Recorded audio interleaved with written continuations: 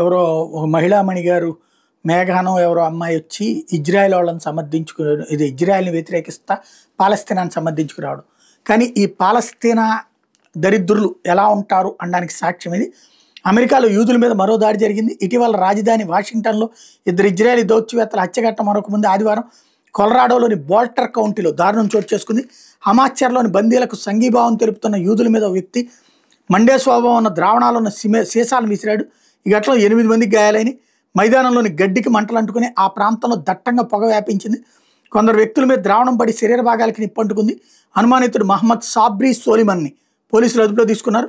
చొక్కా లేకుండా ఉన్న ఓ వ్యక్తి మండే స్వభావంగా ద్రావణాన్ని సీసాల్లో నింపి తీసుకొచ్చి పాలస్తీనా ప్రజలకు విముక్తి కల్పించాలని నినాదాలు చేస్తూ సీసాలను విసిరాడని ప్రత్యక్ష సాక్షులు కొందరు తెలిపారు. దీన్ని ఉగ్రవాద చర్యగా భావిస్తూ దర్యాప్తు చేస్తున్నట్టు FBI తెలిపింది. తర్వాత మళ్ళీ మామూలుగా పెట్టేస్తారు.